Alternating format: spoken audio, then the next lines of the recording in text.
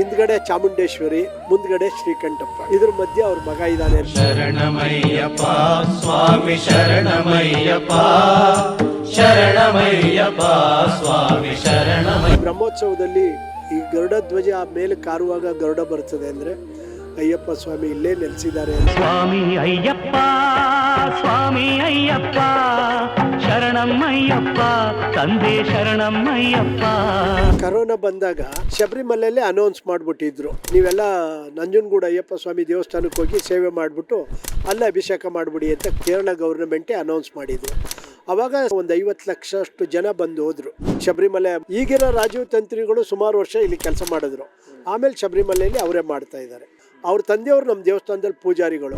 Mini Sabarimala ಅಂತ ಹೆಸರು ಮಾಡಿದ್ದೀವಿ ನಾವು. ಇದರಲ್ಲಿ ಯಾರು ತಂದೆ ತಾಯಿಯರು ಅಲ್ಲಿ ಹೋಗೋಕ್ಕಾಗಲ್ಲ, ಅವ್ರು ಬಂದು ನಮ್ಮ ಇರುಮುಡಿ ಕಟ್ಟಿ ಇಲ್ಲೇ ಹತ್ತಿ ಇಲ್ಲೇ ಅಭಿಷೇಕ ಮಾಡಿ ಹೋಗೋ ಅಂಥ ಕಾರ್ಯಕ್ರಮಕ್ಕೋಸ್ಕರ ನಾವು ಈ ಒಂದು ಶಬರಿಮಲೆ ಮಾದರಿಯಲ್ಲೇ ನಾವು ಮಾಡಿದ್ದೀವಿ. ಮತ್ತೊಂದು ಗುರುವಾಯು ಕೃಷ್ಣ ಸ್ಥಾಪನೆ ಆಗೋದ ಇಲ್ಲಿ ಆಗ್ಬೋದು, ಅದರಲ್ಲಿ ಅಚ್ಚರಿ ಏನಿಲ್ಲ. ನಮ್ಮ ಜೀವ ಏನಾದ್ರು ಒಂದಿದ್ರೆ ಇಲ್ಲೇ ಕೊನೆ ಉಸಿರು ಹೋಗ್ಬಿಡ್ಲಿ, ನಮಗೆ ಸಾಕಷ್ಟು. ದಕ್ಷಿಣ ಕಾಶಿ ಕಪಿಲ ತೀರದಲ್ಲಿ ಅಯ್ಯಪ್ಪ ಸ್ವಾಮಿ ನೆಲೆಗೊಂಡಿದ್ದು ಹೇಗೆ ಅಂತ ನೋಡಿ, ನಮಗೆ ಕಾಕತಾಳೀಯ ಇರ್ಬೋದೇನೋ ನಮಗೆ ಗೊತ್ತಿಲ್ಲ.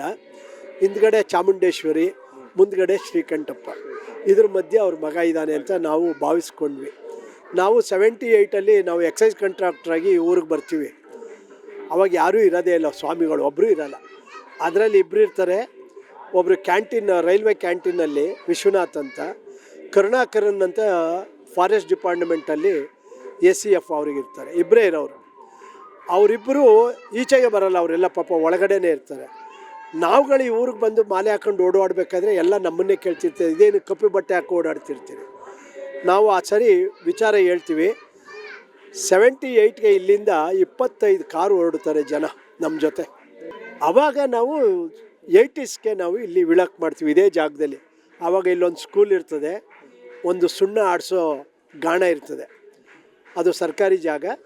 ಅವ್ರನ್ನ ನಾವು ಕೇಳಿಕೊಂಡು ಅವ್ರನ್ನೆಲ್ಲ ಖಾಲಿ ಮಾಡಿಸಿ ಅವ್ರಿಗೇನು ಬೇರೆ ವ್ಯವಸ್ಥೆ ಮಾಡಿ ಈ ಜಾಗ ಇಟ್ಕೊಂಡು ಸರ್ಕಾರದಿಂದ ನಾವು ಗ್ರ್ಯಾಂಟ್ ಮಾಡಿ ಒಂದು 6 ಕುಂಟೆ ಬೇರೆಯವ್ರದ್ದು ಇರ್ತದೆ, ಪ್ರೈವೇಟ್ ಅವ್ರದ್ದು, ಅವ್ರ ಜಾಗ ತೊಗೊಂಡು ಮತ್ತು ಒಂದು ಸ್ವಲ್ಪ ಅವರು 8 ಕುಂಟೆ ಕೊಡ್ತಾರೆ. ನಮ್ಮದು ಒಟ್ಟು 14 ಕುಂಟೆ. ಅವ್ರದ್ದು 8 ಕುಂಟೆಯಲ್ಲಿ 4 ಕುಂಟೆ ಒಳಗೆ ಹತ್ತಿರ ಇರೋದರಿಂದ ನಾವು ಅದನ್ನು ಬಳಕೆ ಮಾಡಲ್ಲ. ಬರೀ ನಮಗೆ 2 ಕುಂಟೆ ನಮಗೆ ಸರ್ಕಾರಿ ಜಾಗ. 8 ಕುಂಟೆಯಲ್ಲಿ ಅವ್ರದ್ದು 2 ಕುಂಟೆ ನಮ್ಗೆ ಉಪಯೋಗಕ್ಕೆ ಬಂದಿರೋದು. ಇನ್ನು 6 ಕುಂಟೆ ನಾವು ಪ್ರೈವೇಟಲ್ಲಿ ತೊಗೊಂಡಿರೋದು. ಅದಷ್ಟು ಮಾತ್ರ ನಾವು ಉಪಯೋಗ ಮಾಡ್ಕೊಂಡಿದ್ದೀವಿ ದೇವಸ್ಥಾನಕ್ಕೆ. ಇಲ್ಲಿ ನೆಲೆಸಬೇಕು ಅಂತಂದಾಗ ಏನು, ನಾವು ಇಲ್ಲಿ ವಿಳಕ್ ಮಾಡಿದ್ವಿ. ಇಲ್ಲಿ ಗಾಣಗರ ಛತ್ರ ಅಂತಿದೆ, ಅಲ್ಲಿ ಹೋಗಿ ಇರುಮುಡಿ ಕಟ್ತಿದ್ವಿ. ಇದೆಲ್ಲ ನೋಡಿ ನಮ್ಮ ಗುರುಸ್ವಾಮಿಗಳು, ಕಾಂತರಾಜ ಸ್ವಾಮಿಗಳು ಇಲ್ಲ ಏನಾದರೂ ಮಾಡಿ ಒಂದು ಅಯ್ಯಪ್ಪ ಸ್ವಾಮಿನ ಇಲ್ಲಿ ನೆಲೆ ಊರಿಸ್ಲೇಬೇಕು ಅಂತ. ಆಮೇಲೆ ಎಲ್ಲೆಲ್ಲೇ ಯೋಚನೆ ಮಾಡ್ತೀವಿ, ಮೈಸೂರು ಮಾಡೋಣ, ನಂಜನಗೂಡು ಮಾಡೋಣ, ಗುಂಡ್ಲುಪೇಟೆಯಲ್ಲಿ ಮಾಡೋಣ ಅಂತ. ಕೊನೆಯಲ್ಲಿ ಎಲ್ಲ ಈಗಿರೋ ರಾಜೀವ್ ತಂತ್ರಿಗಳು ಏನು ಶಬರಿಮಲೆಯಲ್ಲಿದ್ದಾರೆ, ಅವ್ರ ತಂದೆಯವರು ನೀಲಕಂಠ ತಂತ್ರಿಗಳು. ಆವಾಗ ನಮ್ಮ ದೇವಸ್ಥಾನಕ್ಕೆ ಪೂಜಾರಿಗಳಾಗಿ ಬರ್ತಾರೆ ಅವರು ಇದನ್ನು ಸ್ಥಾಪನೆ ಮಾಡಲಿಕ್ಕೆ ಮೂಲ ಕಾರಣ ಅವರು. ಈಗಿರೋ ಏನು ರಾಜೀವ್ ತಂತ್ರಿಗಳಿದ್ದಾರೆ, ಶಬರಿಮಲೆ ಮುಖ್ಯ ತಂತ್ರಿಗಳು, ಅವ್ರ ತಂದೆಯವರು ನಮ್ಮ ದೇವಸ್ಥಾನದಲ್ಲಿ ಪೂಜಾರಿಗಳು. ಈಗಿರೋ ರಾಜೀವ್ ತಂತ್ರಿಗಳು ಸುಮಾರು ವರ್ಷ ಇಲ್ಲಿ ಕೆಲಸ ಮಾಡಿದ್ರು. ಆಮೇಲೆ ಶಬರಿಮಲೆಯಲ್ಲಿ ಅವರೇ ಮಾಡ್ತಾಯಿದ್ದಾರೆ. ಹಾಗಾಗಿ ಅವರೆಲ್ಲರ ಸಹಕಾರದಿಂದ ಇಲ್ಲಿ ಇದು ಆಯಿತು. ಅದರಲ್ಲೂ ನಮ್ಮ ಗುರುಸ್ವಾಮಿಗಳು ಕಾಂತರಾಜ ಸ್ವಾಮಿಗಳು, ಸುಂದರಣ್ಣ ಸ್ವಾಮಿಗಳು ಅವ್ರು ತೀರ್ಕೊಬಿಟ್ಟಿದ್ದಾರೆ. ಅವರ ಹೆಚ್ಚಿಗೆ ಅಪಾರವಾದಂಥ ಹಣದ ಸಹಾಯ, ಅವರೇ ಹೆಚ್ಚು ಕಡಿಮೆ ಈ ದೇವಸ್ಥಾನ ಕಟ್ಟಲಿಕ್ಕೆ ನಮಗೆ ದುಡ್ಡಿಲ್ಲ ಅಂದರೆ ಅವರೇ. ಆವಾಗ ಅವರು ಮೈಸೂರು ಎಕ್ಸೈಸ್ ಕಾಂಟ್ರಾಕ್ಟ್, ಅವ್ರ ಹತ್ರ ನಾವು ದುಡ್ಡು ಬೇಡಿ ಇಸ್ಕೊಂಡು ಈ ದೇವಸ್ಥಾನ ಕಟ್ಟಿದ್ವಿ. ಈಗ 13 ವರ್ಷದಿಂದ ಗುರುಸ್ವಾಮಿಗಳು ತೀರ್ಕೊಂಡು, ಆ 13 ವರ್ಷದಿಂದ ನಾನು ನೋಡ್ಕೊತಾ ಇದ್ದೀನಿ. ಗುರುಸ್ವಾಮಿಗಳದ್ದು ಮಾಡ್ದಂಗೆ ಇವ್ರು ಮಾಡ್ತಾಯಿಲ್ಲ ಅಂತ ಅನ್ನಬಾರ್ದು ಅಂಥೇಳಿ ನಾನು ಎಲ್ಲ ಕೆಲಸಗಳನ್ನು ಬಿಟ್ಟು ಈ ಒಂದು ಮಂಡಲ ಏನು 48 ದಿನ ನಾನು ಮಾಲೆ ಹಾಕ್ಕೊಂಡು ದೇವಾಲಯದಲ್ಲೇ ಇದ್ದು ಒಂದು ಸೇವೆ ಮಾಡಿ ಆಮೇಲೆ ನಾನು ಮೈಸೂರಿಗೆ ಹೋಗ್ತಾಯಿದ್ದೀನಿ. ಇಲ್ಲಿನೇ ನಂಜನಗೂಡಿನ ಹಲವಾರು ಸ್ನೇಹಿತರು, ನಮ್ಮ ಮಂಜು ಅವರು, ಭಕ್ತ ಅವರು, ವೈವಾಟ್ ಸ್ವಾಮಿಗಳು, ಇನ್ನೂ ಹಲವಾರು ಸ್ವಾಮಿಗಳು ನಮ್ಮ ಜೊತೆ ಕೈ ಜೋಡಿಸಿ ತುಂಬ ಸಹಕಾರ ನೀಡ್ತಾರೆ. ಅನ್ನದಾನ ಮಾಡಬೇಕು ಅಂದರೆ ಸುಲಭ ಅಲ್ಲ, ಭಾಳ ಕಷ್ಟ ಇದೆ. ನಿರಂತರವಾಗಿ ಮಾಡ್ತಾಯಿದ್ದೀವಿ. ಒಂದು ದಿನ ಕೂಡ ಎಲ್ಲೂ ಕೂಡ ಲೋಪ ಬರದೇ ಇದ್ದಂಗೆ ಮಾಡ್ತಾಯಿದ್ದೀವಿ. ಇದು ಅಯ್ಯಪ್ಪ ಸ್ವಾಮಿ ವಿಶೇಷತೆ. ಈಗ ನಾವು ಕರೆದ್ರೆ ಗರುಡ ಬರಲ್ಲ, ಅಥವಾ ಕರೆದಾಗ ಬರಲ್ಲ. ಈ ಗರುಡ ಧ್ವಜ ಮೇಲೆ ಕಾರುವಾಗ ಗರುಡ ಬರ್ತದೆ ಅಂದರೆ ಅಯ್ಯಪ್ಪ ಸ್ವಾಮಿ ಇಲ್ಲೇ ನೆಲೆಸಿದ್ದಾರೆ ಅನ್ನೋ ಒಂದು ಅಚಲವಾದ ನಂಬಿಕೆಯಿಂದ ನಾವು ಈ ದೇವಸ್ಥಾನ ನಡೆಸ್ಕೊಳ್ತೀವಿ. ಗುರುಗಳೇ, ಈ ಒಂದು ದೇವಸ್ಥಾನಕ್ಕೆ ಪ್ರತಿ ವರ್ಷ ಭಕ್ತರ ಸಂಖ್ಯೆ ಜಾಸ್ತಿ ಆಗ್ತಿದೆ, ಏನು ಕಾರಣ ಇರ್ಬೋದು? ಅದೇ ಈಗ ಕರೋನಾ ಬಂದಾಗ ಶಬರಿಮಲೆಯಲ್ಲೇ ಅನೌನ್ಸ್ ಮಾಡಿಬಿಟ್ಟಿದ್ರು, ನೀವೆಲ್ಲ ನಂಜನಗೂಡು ಅಯ್ಯಪ್ಪ ಸ್ವಾಮಿ ದೇವಸ್ಥಾನಕ್ಕೆ ಹೋಗಿ ಸೇವೆ ಮಾಡಿಬಿಟ್ಟು ಅಲ್ಲೇ ಅಭಿಷೇಕ ಮಾಡಿಬಿಡಿ ಅಂತ ಕೇರಳ ಗೌರ್ನಮೆಂಟೇ ಅನೌನ್ಸ್ ಮಾಡಿದರು. ಆವಾಗ ಸರಿಸುಮಾರು ನಮಗೆ ಹೆಚ್ಚು ಕಡಿಮೆ ಒಂದು 50 ಲಕ್ಷ ಅಷ್ಟು ಜನ ಬಂದು ಹೋದರು. ಅದೇನಾಗಿದೆ, ಕರ್ನಾಟಕ, ತಮಿಳ್ನಾಡು, ಆಂಧ್ರ, ಪಾಂಡಿಚೇರಿ, ಮೆಡ್ರಾಸ್ ಅಲ್ಲಿಂದನೂ ಕೂಡ ಬಂದಿದ್ರು ಇಲ್ಲಿಗೆ. ಅಲ್ಲಿ ಹೋದವರೆಲ್ಲ ಇಲ್ಲೇ ಬಂದು ಮಾಡೋದ್ರು. ಆ ಒಂದು ಕಾರಣದಿಂದ ಪ್ರತಿಯೊಬ್ಬರಿಗೂ ನಂಜನಗೂಡಿಗೆ ಹೋಗ್ಬಿಟ್ರೆ ನಾವು ಸೇವೆ ಮಾಡ್ಕೊಂಡು ಹೊರಟೋಗ್ಬಿಡ್ಬೋದು ಬೇಗ ಅಂಥೇಳಿ ಅಲ್ಲಿಗೆ ಹೋಗೋಕ್ಕಾಗದೇ ಇದ್ದವರೆಲ್ಲ ಇಲ್ಲೇ ಬಂದು ಮಾಡ್ಕೊಂಡು ಹೋಗ್ತಾ ಇದ್ದಾರೆ. ಅದೇ ಮೊದಲನೇ ಕಾರಣ. ನಮಗೆ ದೇವಸ್ಥಾನ ಭಾಳಷ್ಟು ಹೆಸರು ಬಂದದ್ದು ಕರೋನಾ ಸೀಸನಲ್ಲಿ. ಸರಿ, ನಮ್ಮ ಪ್ರಕಾರ ಒಂದು 50 ಲಕ್ಷ ಜನ ಬಂದು ದರ್ಶನ ಮಾಡೋಗಿದ್ದಾರೆ. ಈಗ ನಾವು ಸಾಕಷ್ಟು ಕಡೆ ನೋಡ್ತೀವಿ, ಅಯ್ಯಪ್ಪ ಸ್ವಾಮಿ ಮಾಲಾಧಾರಿಗಳು ಶಬರಿಮಲೆಗೆ ಹೋಗೋಕ್ಕಿಂತ ಹೆಚ್ಚಾಗಿ ನಂಜನಗೂಡಿಗೆ ಬಂದು ಹೋಗ್ಬಿಡ್ತಾರೆ. ಇಲ್ಲಿ ಮುಟ್ಟೆ ಹೋಗ್ಬೇಕು, ಎಲ್ಲೋ ಹೋಗ್ಬೇಕಾದ್ರೂ ಇಲ್ಲಿ ಬರ್ತಾರೆ. ಅವರು ಎಷ್ಟೇ ಬೇಗ ಹೋಗ್ತಾರೋ ಬೇಗ ಬರ್ತಾರೋ ಗೊತ್ತಿಲ್ಲ, ಒಂದು ರೌಂಡ್ ಬಂದು ಇಲ್ಲಿ ಮುಡುತ್ತೆ ದೇವ್ರು ನೋಡಿ ಹಂಗೆ ಓಡ್ತಿರ್ತಾರೆ ಅಷ್ಟೇ ಬೇಗ.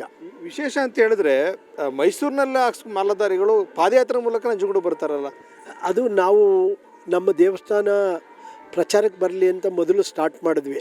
ನಂಜನಗೂಡಿಂದ ಪಾದಯಾತ್ರೆ ಇಲ್ಲಿ ಮಾಡೋದು, ಆಗ ಹಳ್ಳಿಯವ್ರಿಗೆಲ್ಲ ಗೊತ್ತಾಗಲಿ ಅಂತ.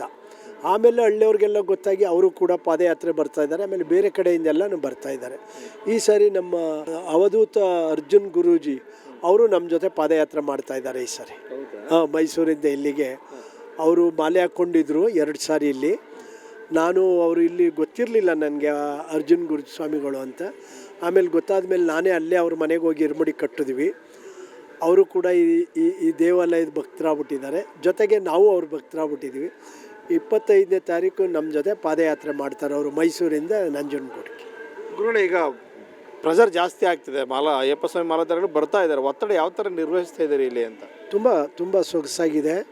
ನಮಗೆ ಎಷ್ಟು ಜನ ಬಂದ್ರೂ ಅದನ್ನು ನಿಭಾಯಿಸೋ ಶಕ್ತಿ ದೇವರು ಅಯ್ಯಪ್ಪನೇ ಎಲ್ಲರಿಗೂ ಕೊಟ್ಬಿಟ್ಟಿದ್ದಾನೆ. ಇಲ್ಲಿ ನಮ್ಮಂಥ ನನ್ನ ಜಾಗದಲ್ಲಿ ನಾನು ಗುರುಗಳು ಅಂತ ಹೇಳ್ಕೊಂಡ್ರೆ ನನ್ನ ಜೊತೆಲಿ 10 ಸ್ವಾಮಿಗಳಿದ್ದಾರೆ. ತುಂಬ ಶ್ರದ್ಧಾ ಭಕ್ತಿಯಿಂದ ಮಾಡ್ತಾರೆ. ಅವರೆಲ್ಲರೂ ಕೂಡ ನನ್ನ ಜೊತೆ ಕೈಗೂಡಿಸೋದ್ರಿಂದ ಅತಿ ಸುಲಭವಾಗಿ ಕೆಲಸಗಳು ನಡೀತದೆ. ಮಕರ ಸಂಕ್ರಾಂತಿ ಫೆಸ್ಟಿವಲ್ ಟೈಮಲ್ಲಿ ಡಿಸೆಂಬರ್ ಮತ್ತು ಜನವರಿಗೆ ಓವರ್ಲೋಡ್ ಆಗುತ್ತೆ ಈ ದೇವಸ್ಥಾನ. ತುಂಬ ಆಗುತ್ತೆ. ಇವಾಗ ನಿಮಗೆ ಬೆಳಗ್ಗೆಯಿಂದ ಸಂಜೆವರೆಗೆ ಸುಮಾರು ಹಂಗೆ ನೋಡಿದ್ರು ಒಂದು 7-8 ಸಾವಿರ ಜನ ಹೊರಟ್ಬಿಡ್ತಾರೆ ಇಲ್ಲಿ ಬಂದು. ಹಿಂಗಿಂದ ಕಾಣಲ್ಲ ನಮಗೆ, ಬರ್ತಾಯಿಲ್ಲ. ಬಟ್ ಯಾರೇ ಬರಲಿ ಫಸ್ಟು ನಾವು ಊಟ ಹೇಳ್ತೀವಿ, ಊಟ ಮಾಡ್ಕೊಂಡೋಗಿ ಅಂತ. ಅದರಿಂದ ಮೊದಲನೇ ಆದ್ಯತೆ ನಮ್ಮ ದೇವಸ್ಥಾನದಲ್ಲಿ ಊಟ. ಯಾವ ರೀತಿ ಈ ದೇವಸ್ಥಾನ ಇನ್ನೂ ವಿಸ್ತರಣೆ ಮಾಡಬೇಕು, ದೊಡ್ಡದಾಗಿ? ಈಗ 20ನೇ ತಾರೀಕು ಅನ್ನದಾಸೋಹ ಇದೆ. ಈಗಲೇ ನೀವು ಕೆಳಗಡೆ ನೋಡಿ ಬರ್ತಾ ಇದೆ. ಕೊಡೋವಂಥ ಭಕ್ತರು ಭಾಳಷ್ಟು ಇದ್ದಾರೆ. ಬಟ್ ಅವ್ರು ಕೊಟ್ಟಂಥ ಒಂದೊಂದು ಕಾಳನ್ನು ಕೂಡ ನಾವೆಲ್ಲೂ ವೇಸ್ಟ್ ಮಾಡಲ್ಲ.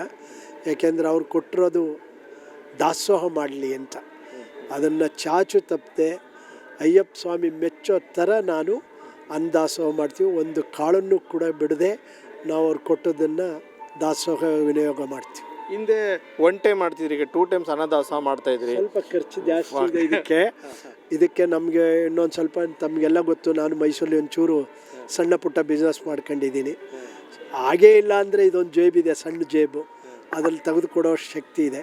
ಆದರೆ ಗೋಲ್ಕದ ದುಡ್ಡು ನಾವು ಯಾವತ್ತೂ ಕೂಡ ಉಪಯೋಗಿಸಿಲ್ಲ, ಯಾವುದೇ ಕಾರಣಕ್ಕೂ ಉಪಯೋಗಿಸಿಲ್ಲ. ನಾನು ಅದರಲ್ಲಿ 1 ಕೋಟಿಯಷ್ಟು ದುಡ್ಡು ಮಡಗಿದ್ದೀನಿ ದೇವಸ್ಥಾನದ್ದು. ನಾ ಬಂದಮೇಲೆ 1 ಕೋಟಿಯಷ್ಟಿದೆ ಗೋಲ್ಕದ್ದು. ಇನ್ನಕ್ಕೆ ಸಣ್ಣ ಪುಟ್ಟದೇ ದುಡ್ಡು ಬೇಕು ಅಂದರೆ ಇನ್ನೊಬ್ಬರು ವಿಶೇಷವಾದಂಥವರು ಮಂಡ್ಯ ಮಹೇಶ್ ಅಂತ ಒಬ್ಬರಿದ್ದಾರೆ. ಅವರು ಒಬ್ಬರು ಕುಡಿಗಾಯಿ ದಾನಿ. ಈಗಾಗಲೇ ನೋಡಿ ಕೆಳಗಡೆ ಒಂದು 15 ಕ್ವಿಂಟಲ್ ಅಕ್ಕಿ, ಬೂಂದಿ, ಬೆಲ್ಲ, ತರಕಾರಿ ನಿರಂತರವಾಗಿ ಕೊಡ್ತಾರೆ ಅವರು. ನಮ್ಮ ಹನುಮಂತೇಗೌಡರು ಅಂತ ಒಬ್ಬರು ಲಿಕ್ಕರ್ ಅವರು ಕೂಡ ಅಷ್ಟೆ ನಿರಂತರವಾಗಿ ನಮಗೆ ಅನ್ನದಾಸೋಹಕ್ಕೆ ಸಹಾಯ ಮಾಡ್ತಾರೆ. ಇವ್ರು ಯಾರು ಇರೋವರೆಗೂ ನಮ್ಮ ಅಯ್ಯಪ್ಪ ಸ್ವಾಮಿ ದೇವಸ್ಥಾನದಲ್ಲಿ ಊಟಕ್ಕೆ ತೊಂದರೆ ಆಗೋದೇ ಇಲ್ಲ. ಇವ್ರು ಇರೋವರೆಗೂ ಈ ಟೆಂಪಲ್ ಎಸ್ಟಾಬ್ಲಿಷ್ಮೆಂಟ್ ಮಾಡಬೇಕು, ಒಂದು ವಿಸ್ತರಣೆ ಮಾಡಬೇಕು, ದೊಡ್ಡದಾಗಿ ಮಾಡಬೇಕು ಅಂತ ಏನಾದ್ರು ಆಸೆ ಇದೆ ತಮಗೆ ಸರ್ಕಾರದಿಂದ? ಇದೆ. ನಾವೇನು ಕೇಳಲ್ಲ. ಲಿಂಗಣ್ಣವ್ರ ಛತ್ರ ಕೇಳ್ತಾ ಇದ್ದೀವಿ, ನಮಗೊಂದು ಸ್ವಲ್ಪ ಲೀಸಿಗೆ ಕೊಡಿ, ಅದೇನು ಬೇಕು ವ್ಯವಸ್ಥೆ ನೀವು ಬರೆದು ಕೊಡಿ, ಮಾಡಿಕೊಡಿ. ನಿಮ್ಮದು ಏನು ಲೀಸ್ಗೆ ಏನು ಹಣ ಕಾಸ್ತಿದ್ರೆ ಅಥವಾ ಯಾವುದೇ ಥರ ಇದ್ದರೂ ನಾವು ನಮಗೆ ಕೊಟ್ಟರೆ ನಮ್ಮ ದೇವಸ್ಥಾನನೇ ವಿಸ್ತರಣೆ ಮಾಡ್ತೀವಿ. ಅವ್ರು ಎಷ್ಟು ವರ್ಷ ಕೊಡ್ತಾರೆ ಅದಾದ ನಂತರ ಅವ್ರಿಗೆ ಆ್ಯಸ್ ಇಟ್ ಈಸ್ ಬಿಟ್ಟು ಕೊಟ್ಬಿಡ್ತೀವಿ. ಪಾರಂಪರಿಕ ಕಟ್ಟಡ ಅನ್ಕೋತೀನಿ, ಹಳೇ ಹಳೇದು ಎಲ್ಲ ಬಿದ್ದೋಗ್ತಾ ಇದೆ, ತುಂಬ ತೊಂದರೆ ಆಗುತ್ತೆ ಮುಂದೆ. ಅದಕ್ಕೂ ಮೊದಲೇ ಏನಾದ್ರು ಕೊಟ್ಟರೆ ನಾವು ಧರ್ಮಛತ್ರ ಅಂತಲೂ ಮಾಡಿಕೊಂಡು ಅಂದೋತ್ಸಾಹವನ್ನು ಮಾಡ್ಕೊಂಡು ಅವ್ರಿಗೂ ಕೂಡ ತೊಂದರೆ ಆಗದೆ ಇದ್ದಂಗೆ, ಲಿಂಗಣ್ಣವ್ರ ಮಕ್ಕಳಿಗೆ ತೊಂದರೆ ಆಗದೆ ಇದ್ದಂಗೆ ನಾವು ನಡ್ಕೋತೀವಿ ಅಂತೇಳಿ. ಪ್ರೈವೇಟ್ ಪ್ರಾಪರ್ಟಿ ಅವ್ರ ಕುಟುಂಬದ ಪ್ರಾಪರ್ಟಿ, ಅವ್ರಿಗೂ ತೊಂದರೆ ಆಗದೆ ಇದ್ದಂಗೆ ನಾವು ನಡ್ಕೋತೀವಿ. ಗುರುಗಳೀಗ ರಾಜ್ಯದ ವಿವಿಧ ಭಾಗಗಳಿಂದ ಅಯ್ಯಪ್ಪ ಸ್ವಾಮಿ ಮಾಲಾಧಾರಿಗಳು ಬರ್ತಾ ಇದ್ದಾರೆ. ಸೊ ನಂಜನಗೂಡು ಬಂದ ತಕ್ಷಣ ಇಲ್ಲಿ ಶ್ರೀಕಂಠೇಶ್ವರ ಅಯ್ಯಪ್ಪ ಸ್ವಾಮಿ ದರ್ಶನ ಮಾಡ್ಕೊಂಡು ಓಡ್ಬಿಡ್ತಾ ಇದ್ದಾರೆ. ಸೊ ಸ್ಟೇ ಆಗಲಿಕ್ಕೆ ಅವ್ರಿಗೆ ಜಾಗ ಸಿಗ್ತಾ ಇಲ್ಲ. ಸದ್ಯಕ್ಕೆ ಶ್ರೀಕಂಠೇಶ್ವರ ಸ್ವಾಮಿ ದೇವಸ್ಥಾನ ಇದೆ, ಅಲ್ಲಲ್ಲೇ ಸ್ಟೇ ಮಾಡೋಕ್ಕೆ ಎಲ್ಲರಿಗೂ ಆಗಲ್ಲ ಅಲ್ಲಿ ಅಷ್ಟೊಂದು ಜಾಗಗಳು. ಬಟ್ ಯಾರು ಬರೋರು ಕೂಡ ಇಲ್ಲಿ ಆಲ್ಟಾಗಿ ಹೋಗೋರು ಯಾರೂ ಬರಲ್ಲ. ಎಲ್ಲ ಶಬರಿಮಲೆ ಓಡ್ಬಿಡ್ತಾ ಇರ್ತಾರೆ. ಅವರೆಲ್ಲ ಜ್ಞಾನ ಇರೋದು ಗುರುವಾಯೂರ್ಲೋಗಿ ಆಲ್ಟಾಬೇಕು ಅಂತ. ಸೊ ಅಲ್ಲಿಗೆ ಹೊರಟೋಗ್ಬಿಡ್ತಾರೆ ಎಲ್ಲರೂ. ನಮ್ಮ ದೇವಸ್ಥಾನಗಳಿಗೆ ಇನ್ನೂ ಆ ಥರ ಒತ್ತಡ ಬಂದಿಲ್ಲ. ಮಾಮೂಲಿ ಸೋಮವಾರ ಇಲ್ಲಿಗೆ ಬರೋ ಅಂಥ ಜನರಿಗೆ ಬೇರೆ ಬೇರೆ ವಸತಿ ಗೃಹಗಳಿದೆ, ಅದು ನಡೀತಾ ಇದೆ. ಈಗ ಶಬರಿಮಲೆ ಸಂಬಂಧಪಟ್ಟಂತೆ ಅದರ ಮಾದರಿಯಲ್ಲೇ ದೇವಸ್ಥಾನ ಮಾಡಿದ್ದೀರಿ. ಮತ್ತೊಂದು ಗುರುವಾಯೂರ್ ಕೃಷ್ಣ ಸ್ಥಾಪನೆ ಆಗೋದ ಇಲ್ಲಿ ಆಗ್ಬೋದು, ಅದರಲ್ಲಿ ಅಚ್ಚರಿ ಏನಿಲ್ಲ. ಒಂದು ಕಾಲಕ್ಕೆ ಅದು ಈ ಪುಣ್ಯಾತ್ಮರು ನಮಗೇನಾದ್ರು ಕೊಟ್ಟರೆ ಆ ಥರ ಒಂದು ವ್ಯವಸ್ಥೆ ಮಾಡಿ ಕೃಷ್ಣ ಇಲ್ಲೇ ನೆಲೆ ಉಳಿದ್ರೆ ಅದು ಆ ನೆಲೆ ಕೊಡ್ತಾರಲ್ಲ ಅವ್ರಿಗೆ ಬಿಟ್ಕೊಟ್ಬಿಡ್ತೀವಿ. ನಾವೇನೇ ಕಟ್ಟಿದ್ರೂ ಲಿಂಗಣ್ಣವ್ರ ಮಕ್ಕಳಿಗೆ ಬಿಟ್ಕೊಟ್ಬಿಡ್ತೀವಿ ಅದನ್ನು. ಅಲ್ಲಿ ಪಂಪ, ಇಲ್ಲಿ ಕಪಿಲ, ಅಲ್ಲಿ ಕೃಷ್ಣ ಗುರುವಾಯು, ಲಿಂಗಣ್ಣ ಕೊಟ್ಟರೆ ಇಲ್ಲೂ ಕೂಡ ಒಂದು ಕೃಷ್ಣ ಸ್ಥಾಪನೆ ಮಾಡ್ಬೋದು. ಗ್ಯಾರಂಟಿ ಆಗುತ್ತೆ. ತಾವೆಲ್ಲ ಸಹಕರಿಸಿದ್ರೆ ಮಾಧ್ಯಮದವರು ನಮ್ಗೆ ಹಾಗೆ ಆಗುತ್ತೆ. ಓಕೆ, ಈ ಸೀಸನ್ ಯಾವ ಥರ ಇದೆ ಗುರುಗಳೇ? ಈಗ ಓವರ್ಲೋಡ್ ಹೆಂಗೆ ಬರ್ತಾ ಇದ್ದಾರೆ? ತುಂಬ ಜನ ಬರ್ತಾ ಇದ್ದಾರೆ. ನಮಗೆ ಈಗ ಬರ್ತಾ ಇರೋದೆಲ್ಲ ಬೆಳಗಾಂ ಆ ಕಡೆ ಸೈಡಿಂದ, ಈ ಬೆಂಗಳೂರು ಸೈಡಿಂದ ಕಡಿಮೆ. ಯಾಕೆಂದರೆ ಅವರು ಸೇಲಂ ಕಡೆ ಹೊರಟೋಗ್ತಾರೆ. ನಮಗೆಲ್ಲ ಬರ್ತಾ ಇರೋದು ರಾಯಚೂರು, ಗುಲ್ಬರ್ಗ ಆ ಕಡೆ ಜನ ನಮಗೆ ಬರ್ತಾ ಇರೋದು. ಆಂಧ್ರದವರು ಇಲ್ಲಿ ಬರಲ್ಲ, ಅವರು ಆ ಕಡೆ. ಬೆಂಗಳೂರಿನವರು ಆಲ್ಮೋಸ್ಟ್ ಅಲ್ಲಿ ಆ ಕಡೆ ಬರ್ತಾರೆ. ಈ ಕಡೆ ಬೆಂಗಳೂರಿನವರು ಈ ಕಡೆ ಬಂದು ಮಾದೇಶ್ವರನ ದೇವಸ್ಥಾನಕ್ಕೆ ಬಂದು ಇಲ್ಲಿ ಬಂದು ಹೋಗ್ತಾರೆ. ಧರ್ಮಾಧಿಕಾರಿಯಾಗಿ ಸಾರ್ಥಕ ಭಾವ ಇದೆಯಾ ತಮಗೆ? 1000%. ನಮ್ಮ ಜೀವ ಏನಾದ್ರು ಒಂದಿದ್ದರೆ ಇಲ್ಲೇ ಕೊನೆ ಉಸಿರು ಹೋಗ್ಬಿಡ್ಲಿ ನಮಗೆ ಸಾಕಷ್ಟೆ. ಎಲ್ಲರಿಗೂ ನಮ್ಮ ಅಣ್ಣ ತಮ್ಮದಿರು 5 ಜನದಲ್ಲಿ ನಮ್ಮ ಗುರುಗಳಿಗೆ ಅದೊಂದು ಅವಕಾಶ ಇತ್ತು. ಅವರು ಅಚಾನಕ್ಕಾಗಿ ತೀರ್ಕೊಬಿಟ್ರು. ಅದಾದ ನಂತರ ನನಗೆ ಈ ಜಾಗ ಕೊಟ್ಟಿದ್ದಾರೆ. ಅವರಷ್ಟೇ ಒಳ್ಳೆಯ ಹೆಸರು ಮಾಡ್ಕೊಂಡು ಈ ದೇವಸ್ಥಾನಕ್ಕೆ ಅಚ್ಯುತಿ ಬರದೇ ಇದ್ದಂಗೆ, ಎಲ್ಲೂ ಕೂಡ ಸ್ವಾಮಿಗಳು ಸರಿ ಇಲ್ಲ, ನೋಡ್ಕೊಳ್ಳಲ್ಲ, ಊಟ ಕೊಡಲ್ಲ, ಗಮನಿಸಲ್ಲ ಅಂದೇ ಇದ್ದಂಗೆ ಮಾಡಿ ಸ್ವಾಮಿಗಳು ಒಳ್ಳೆಯವರು, ಚೆನ್ನಾಗಿ ನೋಡ್ಕೋತಾರೆ ಅನ್ನೋದು ಒಂದು ಹೆಸರು ಬಂದರೆ ಸಾಕು ನಮಗೆ. ತಮ್ಮ ಜೀವನದ ಬಹುಪಾಲು ವರ್ಷವನ್ನು ಇಲ್ಲೇ ಕಳೆದುಕೊಂಡ್ರಿ ಅಂತ? ಕಳೀತಾ ಇದ್ದೀನಿ. ಈಗ ಇನ್ನೂ ಸ್ಟಾರ್ಟ್ ಆಗಿದೆ ಜರ್ನಿ. ಎಲ್ಲಿಗೆ ಹೋಗಿ ಮುಟ್ಟಲಿ. ಬಟ್ ನಾವೇನು ಅಂದರೆ ಇರೋ ಅಷ್ಟು ದಿನ ಎಲ್ಲ ಗೊತ್ತು. ತಮಗೂ ನಮಗೆಲ್ಲ ಭಗವಂತ ಕೊಟ್ಟಿದ್ದಾನೆ, ಸಾಕಷ್ಟು ಕೊಟ್ಟಿದ್ದಾನೆ. ಹೆಂಗೋ ಇಲ್ಲೊಂದು ಕೊನೆಯದು ನಮಗೆ ಈ ಒಂದು ಜಾಗ ಸಿಕ್ಕಿದೆ, ಇದರಲ್ಲೂ ಹೋಗೋಣ. ಅವನ ಇಷ್ಟ ಏನಿದೆ ಅದ್ರ ಪ್ರಕಾರ ನಡ್ಕೊಳ್ಳೋಣ. ಪೊಲಿಟಿಕಲ್ ಬ್ಯಾಕ್ಗ್ರೌಂಡಲ್ಲಿ ಇದ್ದಂಥವ್ರು ಈ ಧಾರ್ಮಿಕ ಆಚರಣೆಗೆ ಯಾವ ಥರ ನೀವು ಶಿಫ್ಟ್ ಆಗ್ತೀರಿ? ನಾನು ಈಗಲೂ ಕೂಡ ನಿಮಗೆ ಗೊತ್ತು, ನಾನು 4 ಬಾರಿ ಕಾರ್ಪೊರೇಟ್ರಾಗಿ ಕೆಲಸ ಮಾಡಿದ್ದೀನಿ. ಲಾಸ್ಟ್ ಟೈಮ್ ಎಲೆಕ್ಷನಲ್ಲಿ ಸೋತ್ಬಿಟ್ಟೆ ನಾನು 5ನೇ ಬಾರಿ ಹೋಗಿ ನಜರ್ಬಾದಲ್ಲಿ. ಮತ್ತು ಅಲ್ಲಿ ಸೋತ ಮೇಲೆ ಅಲ್ಲಿ ಸೇವೆ ಮಾಡೋ ಬದಲು ಇಲ್ಲೇ ಸೇವೆ ಮಾಡೋಣ ಅಂತ ಈ ಕಡೆ ಬಂದ್ಬಿಟ್ಟಿದ್ದೀನಿ. ಇಲ್ಲೂ ಒಂದು ಸೇವೆ ನಡೀತದಲ್ಲ ಜನರ ಬದಲು. ಈ ಥರ ಭಕ್ತಾದಿಗಳಿಗೆ ಊಟ ಕೊಡೋಂಥ ಕಾರ್ಯಕ್ರಮ, ಇದಕ್ಕಿಂತ ಸಾರ್ಥಕವಾದ ಕಾರ್ಯಕ್ರಮ ಬೇರೆ ಏನೇನಿಲ್ಲ. ಊಟ ಮಾಡಿದವನಿಗೆ ಒಳ್ಳೇದಾಗಲಿ ಅಂದ್ಬಿಟ್ರೆ ಸಾಕು, ಅಷ್ಟೇ ನೋಡೋಣ. ಇದು ಒಂದು ಸೇವೆ ಅಲ್ಲ, ಧಾರ್ಮಿಕ ಸೇವೆ. ರಾಜಕೀಯ ಸೇವೆಗಿಂತ ಧಾರ್ಮಿಕ ಸೇವೆ ಭಾಳ ಅತ್ಯುತ್ತಮವಾದದ್ದು, ಶ್ರೇಷ್ಠವಾದದ್ದು. ಅದೇ ಜೀವನ. Thank you much. ಇವಿಷ್ಟು ದೇವರಾಜ ಸ್ವಾಮಿಗಳ ಮಾತು. ಕ್ಯಾಮ್ರಾ ಪರ್ಸನ್ ನಂದನ್ ಜೊತೆ ಮಹೇಶ್ ಕೆಬೆ, ಪ್ರೆಸ್ ನ್ಯೂಸ್ ಕನ್ನಡ, ಮೈಸೂರು.